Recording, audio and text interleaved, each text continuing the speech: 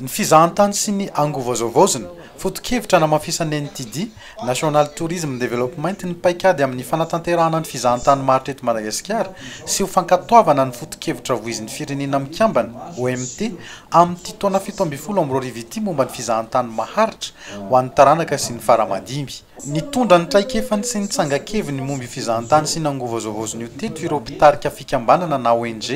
efa miaina ity paikady vaovao eo amin'ny sehatry ny fizahantany ity. Ny fanatrehana tamin'ireo mpandraharaha mpizara herinaratra avy amin'ny angovazoavozony eto Madagasikara izay efa maherin'ny 30 teo teto. Misy ifandraisany be ny tourisme sy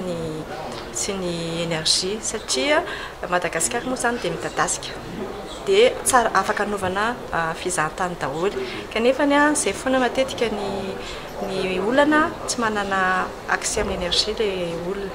dia ny solution moa zany de facilité izay hitantsika rehetrarehetra dia ny groupe électrogène efa mifantatritsika zany fa manimba ny tontolo iainana izy io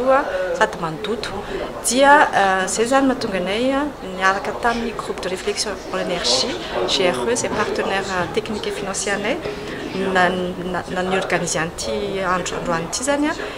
sensibiliser ny olona mba hivadika amin'ny solution énergie renouvelable c'est tsara tokoa. Efatra amin'ny taona 2017 ny nisy lalàna nivoaka farany nanatsara ny fitsinjarana sy fahazony herinaratra eto Madagasikara. Lalàna 20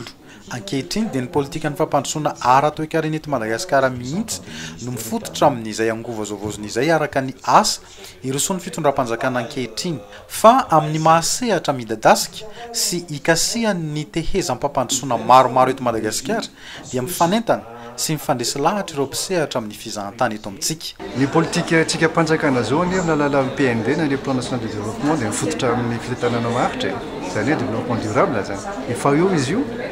ary anjarantsika maratsa mangaiky rehetra no mampiatra zany hoe mijery ny atsipiriany ahoana ny fomba mpivoarana ny sehatry ny fizahantany ohatra raha fizahantany resahana ka hatra zany hoe misy tombo maharitra ho an'ny mponina manodidina misy tombo maharitra ho an'ny mpandrara ary voaro ny arena ara-voajanahary